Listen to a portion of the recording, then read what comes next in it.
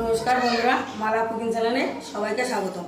আজকে আমরা বানাবো সজনের গুড়ের বড়া।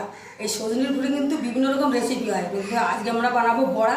এটা ডাল ভাতের সাথে খেতে কিন্তু খুবই ভালো লাগে। সজনের গুঁড়োটা ফুরিয়ে যাওয়ার আগে আপনারা বাড়িতে অবশ্যই একবার বানিয়ে খাবেন। ফুলগুলো বেচে পরিষ্কার করে ধুয়ে রেখেছি, এখন ফুলগুলো মেখে নেব। কাঁচা লঙ্কা, পেঁয়াজ কুচি,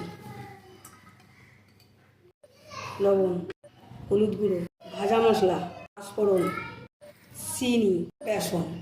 আপনারা কিছুটা বেসন কিছুটা চালের গুঁড়ো দিতে পারেন, আমি পুরো বেসন দিয়েই বানাচ্ছি। এবার অল্প অল্প জল দিয়ে মাখবো, একবারে জল বেশি দিলে বেশি হয়ে যেতে পারে।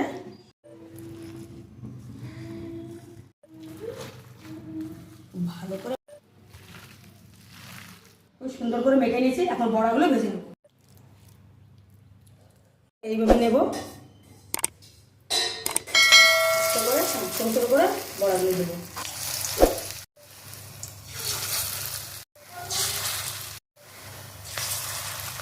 এক পিঠ ভাজা হয়ে গেছে, উল্টে দেবো।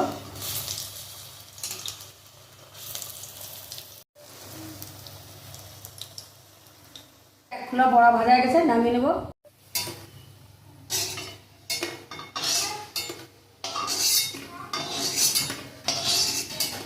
বাকি বড়াগুলো ভেজে নেব। আমাদের সজনেগুলির বড়াগুলো বানানো হয়ে গেছে। আপনারা এটা সন্ধ্যাবেলা সসের সঙ্গেও খেতে পারেন, অথবা দুপুরবেলা ডাল ভাতের সাথে তো খুবই ভালো লাগে খেতে। আমি এখন একটা খাবো, কীরকম হচ্ছে দেখি।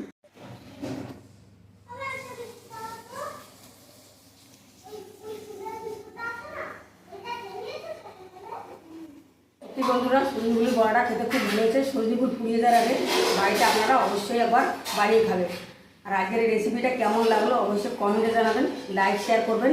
ফেসবুক থেকে দেখলে পেজটা ফলো করবেন, ইউটিউব থেকে দেখলে চ্যানেলটা সাবস্ক্রাইব করে এভাবে আমার পাশে থাকবেন। আমাদের সঙ্গে পরের ভিডিও।